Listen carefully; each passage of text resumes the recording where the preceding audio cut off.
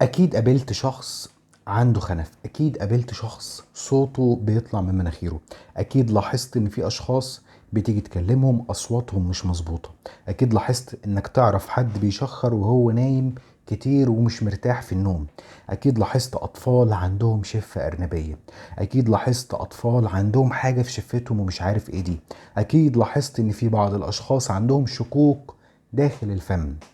كل دي حاجات تخص حاجة واحدة هنتكلم عنها في موضوع النهاردة. تابعوني للآخر، الموضوع شيق ومليان تفاصيل كتيرة جدا هنعرفها مع بعض تباعا. الخنف مشكلة كبيرة، مشكلة بتحصل في إنتاج الأصوات سواء الساكنة أو المتحركة، مشكلة بتحصل للأطفال الصغار والكبار، مشكلة هتخلي الشخص عنده عائق إنه يكمل حياته، مش عارف يتواصل مع الناس، عنده مشكلة في إخراج الأصوات سواء الساكنة أو المتحركة زي ما قلنا. الأصوات كلها طالعة مشوهة، تقريبا معظم الأصوات طالعة من أنفه بدلا من إنها تطلع من بقه، وبالتالي في مشكلة كبيرة جدا، مش عارف يتعامل، مش عارف يسيطر على إنتاج أصواته، مش عارف يخرج أصواته من مكانها الصحيح. لو جينا نبص على تعريف الخنف فهو ببساطة اضطراب في جهاز الرنين الأنفي مما يؤدي إلى مشاكل في إنتاج الأصوات وتحويلها من أصوات فموية إلى أصوات أنفية. في الشكل الطبيعي معظم الأصوات بتطلع من الفم ما عدا مثلا صوت زي صوت النون والميم، ما، نا، الصوتين دول بيطلعوا من الأنف. غير كده لو طلع معايا صوت زي صوت الباء مثلا وقلنا با، با، فكده الصوت غير طبيعي وبالتالي كده الصوت أنفي. ده شكل من أشكال الخنف، وده هينقلنا للجزئية اللي بعد كده على طول وهي أنواع الخنف. إيه هي أنواع الخنف؟ وإزاي نقدر نفرقهم عن بعض؟ وإزاي نقدر نتعامل مع كل أنواع الخنف؟ وإيه هي علاجات الخنف؟ أهم حاجة تكمل الفيديو للآخر عشان هتلاقي العلاج في الآخر. الخنف 3 أنواع. أول نوع معانا الخنف المفتوح، تاني نوع معانا الخنف المغلق، تالت نوع معانا الخنف المختلط. ال3 أنواع ببساطة بيعتمدوا على مصدر أو سبب الخنف. يعني إذا كان الخنف مشكلته أو سببه الرئيسي إن في انفتاح أو وجود زيادة في إصدار الهواء أو تحويل المسار أو تحويل الهواء بشكل واسع وفي اتساع في بعض الأعضاء، بيكون خنف مفتوح. أما الخنف المغلق من الاسم بتاعه بيكون فيه انسداد أو انغلاق أو حاجة سادة المسار الهوائي بتاع صدور الأصوات. الخنف المختلط بيحمل الاتنين او بيحمل تفاصيل الاتنين. طب عشان نوضح الموضوع اكتر تعالوا نتكلم على كل نوع او عن كل نوع على حدة. اول نوع الخنف المفتوح. الخنف المفتوح اسبابه كتير، من اهم اسباب الخنف المفتوح ان يكون في فتحات في سقف الحنك، سواء في سقف الحنك الصلب او سقف الحنك الرخو. فكرة وجود فتحة أو ثقوب موجودة في سقف الحنك بتسبب إن الهواء بدل من إنه يطلع من الفم، لا ده في سكة أو في جزء في سقف الحنك مفتوح، سواء بقى فتحة بالطول، ثقوب صغيرة، أيا كان السبب.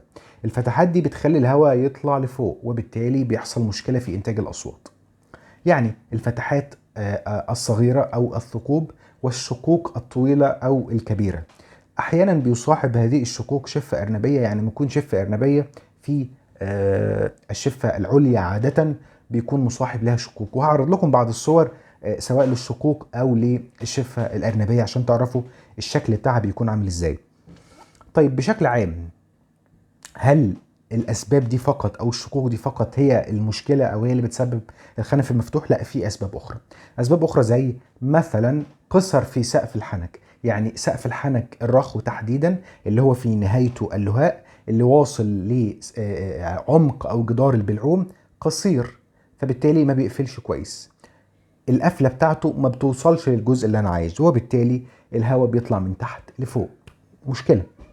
طيب ايه تاني؟ ممكن يكون في عمق في جدار البلعوم، ما هو سقف الحنك واصل للجدار بتاع البلعوم.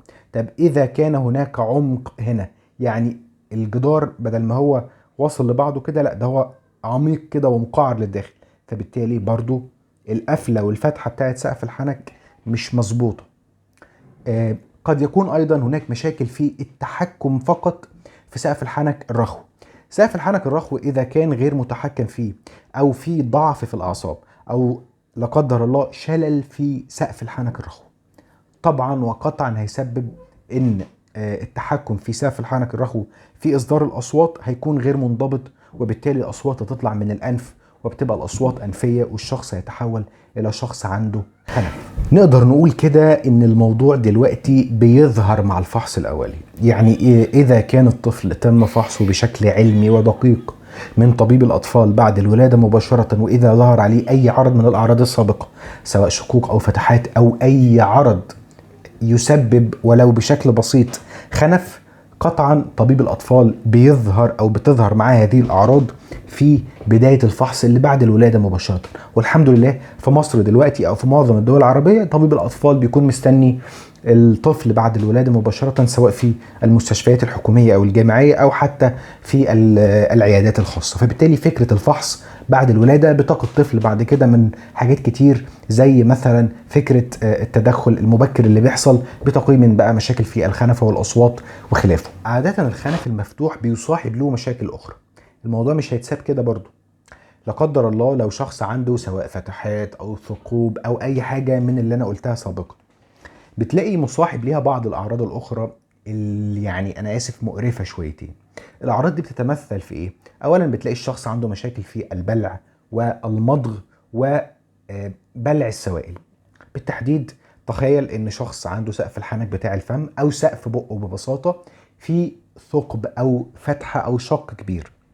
الفتحه او الشق او الثقب الكبير ده عمال يدخل منه الاكل، عمال يطلع منه الميه، وبالتالي تصل السوائل والاكل او بواقي الاكل او جزء من الاكل الى الفتحات او الخيشوم او التجويفات الانفيه، وقد يصل الامر الى الاذن الوسطى يصل الامر الى التهابات في الاذن الوسطى، وبالتالي الشخص يتحول الى شخص لديه مشكله. معظم الاسباب اللي انا قلتها دي نقدر نصنفها بشكل واضح ان هي اسباب جينيه او وراثيه او لا دخل للطفل بيها. يعني الحمد لله احنا ما كناش السبب او ما حصلش حاجه، لكن في اسباب اخرى ممكن يكون ليها تدخل انساني او تحصل بعد الولاده او بعد فتره معينه من الزمن. يعني لا قدر الله ان يحصل حادث للطفل او للشخص الكبير، الحادث ده اثر على شكل جهاز الرنين الانفي، اثر على الانف، اثر على سقف الحنك، اثر على المسارات والتداخل ما بين الجزء بتاع سقف الحنك او الانف، او بشكل عام اي جزء اتصاب في حادث او اي حاجه شبه او من هذا القبيل بيسبب او ممكن يسبب خنف في المستقبل. يعني نقدر نضيف من ضمن الاسباب المكتسبه هي الحوادث. طيب ايه كمان؟ ممكن لا قدر الله يحصل اصابات او اورام. لا قدر الله الشخص يصاب بورم في هذا الجزء. اذا الشخص اصيب بورم في هذا الجزء ممكن يعمل له مشكله، وده ينقل للجزء الثاني مباشره وهو الخنف المغلق. النوع الثاني من الخنف هو الخنف المغلق. اول سبب بيحصل فيه هو الاورام. الاورام بتسبب اغلاق لاماكن او فتحات موجوده في جهاز الرنين الانفي والمسار بتاع خروج الهواء من الجهاز التنفسي وصولا للفم وللانف. وجود مشاكل زي الاورام او الالتهابات المزمنه والزوائد اللحميه او بيسموها بين قوسين كده اللحميه، اللي بتتشال لما الطفل يبقى عنده حساسيه او برد مزمن لفترات طويله وعنده مشاكل قد تصل ان في زوائد لحميه بتطلع في الانف، وبالتالي بتسبب كتمات، بتسبب ان مسار الهواء يبقى مش مظبوط. بتلاقي الطفل وهو صاحي ونايم بيخنفر والاصوات طالعه انفيه، ما بيعرفش ينام كويس، بيفتح بقه وهو صاحي وهو نايم طول الوقت لان المسار الهوائي بتاع انفه مقفول، وبالتالي ده النوع التاني اللي بنسميه الخنف المغلق. ممكن لا قدر الله يحصل كسور او نتوءات في جدار الانف او الانف بشكل عام لا قدر الله، زي الاصابات او الحوادث او العمليات الخاطئه، وده هيوصلنا او يفكرنا على طول، هو هيجي في ذهننا الفنانه حوريه فرغلي والمشكله اللي حصلت لانفها وقد ايه ظاهر عليها بعض الاعراض اللي واضحه جدا بسبب المشاكل اللي حصلت او الحادث اللي كان حصل لها بسبب وقوعها من على الحصان، وبعد كده المشاكل او الخطأ الطبي اللي حصل في انفها، وبالتالي حصل مضاعفات وشفنا بشكل واضح وبين الخنف او اعراض الخنف عليها. شفاها الله وعافاها. يعني اذا استثنينا الاسباب السابقه وكان الشخص ما عندوش اي مشكله طبيه تسبب له اعراض الخنف، طب ايه اللي ممكن يسبب خنف تاني؟ ممكن يكون في مشكله وظيفيه. يعني ايه؟ يعني الشخص مش قادر يوظف العضو بتاعه بشكل صحيح، اما لمشاكل عقليه، لا قدر الله ان الاطفال او الكبار يكون عندهم اعاقات عقليه شديده او من المتوسطه الى الشديده، ممكن تسبب ان الشخص ما يتحكمش. الاضطرابات النمائيه زي التوحد لا قدر الله، او طبعا المشاكل اللي بتحصل في الجهاز السمعي وتحديدا الضعف السمعي. الاشخاص اللي عندهم ضعف سمعي ما بيقدروش يميزوا اذا كان صوتهم فيه خنف ولا لا، ما عندهمش تمييز سمعي للي بيقولوه. فاذا كان بيقولوا الصوت انفي او فموي هو مش عارف او مش واخد باله، فهو عنده مشكله في انه يميز الاصوات بينها وبين بعضها بسبب الضعف السمعي. فاذا حلت او تم حل المشكله بتاعه الضعف السمعي، قطعا المشكله الثانيه هتبدا تتلاشى وتتحل، واذا كانت محتاجه تدخل قطعا هتحتاج تدخل من اخصائي التخاطب. كده دلوقتي تقريبا عرفنا النوعين الاساسيين. طيب الخنف المختلط ايه؟ الخنف المختلط الثالث اللي معانا ده، الخنف المختلط ده ببساطه هو بيحمل اعراض النوعين السابقين سواء المفتوح او المغلق. يعني اذا كان الشخص عنده اعراض من ده واعراض من ده، او اسباب من هنا واسباب من هنا واجتمعوا على بعض، فبالتالي الشخص بتلاقي عنده شويه خنف مفتوح وشويه خنف مغلق، فبالتالي الاعراض بتبقى واضحه عنده جدا في انه بيحمل الاثنين. ده ببساطه تعريف الخنف، اسباب الخنف، انواع الخنف. طب الجزء الاهم واللي كلكم مستنيينه وهو ازاي نأهل الشخص اللي عنده خنف. الخنف يعالج حسب السبب. دي اول جمله سلوجن كده حطوه قدامكم. عايز تعالج خنف، عايز تأهل شخص عنده خنف، لازم تشوف السبب ايه وتبحث وراه وتحل المشكله بتاعته الاول.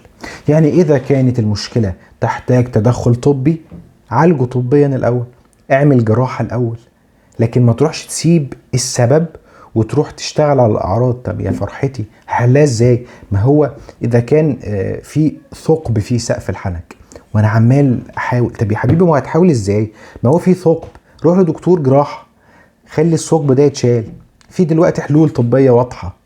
اذا كان في شقوق، اذا كان في شفه ارنبيه، عالج المشكله الاول، حل المشكله طبيا، وبعد كده ابدا روح لاخصائي اذا كانت الاعراض ما زالت مستمره، لان معظم الحالات مسافه ما او اذا كانت المشكله حلت طبيا بعد كده الاعراض بتختفي لوحدها اذا كان الشخص صغير. اما لو كان شخص كبير فده بياخد وقت اكتر وبيحتاج تاهيل من اخصائي التخاطب. يعني نقدر نقول إذا كانت هناك مشاكل يتم حلها طبيا، يجب التوجه وتوجيه الطفل أو الشخص الكبير للطبيب المختص، سواء طبيب جراحة أو طبيب أنف وأذن وحنجرة، عشان يبدأ يفحص ويحل الموضوع ده طبيا أو جراحيا. برضو إذا كانت المشكلة لها علاقة بالخنف المغلق أو السدود أو النتوءات أو اللحمية، برضو ده كل ده بيتحل. يعني إذا كانت المشكلة لها علاج أو تدخل طبي جراحي، لا تتأخر ولا تتوانى، وانصح وانت قلبك جامد انك تحل المشكلة بالشكل ده الاول. اذا تم حل المشكلة طبيا وعرفنا السبب وعالجنا السبب، ودلوقتي ما زال الشخص عنده نفس المشكلة، لسه عنده خنف، فاحنا هنا محتاجين نبدأ نتدخل احنا كأخصائي او كمتخصص عشان تبدأ تخفف من وطأة الأعراض وتحويل مسار الهواء من الأنف للفم.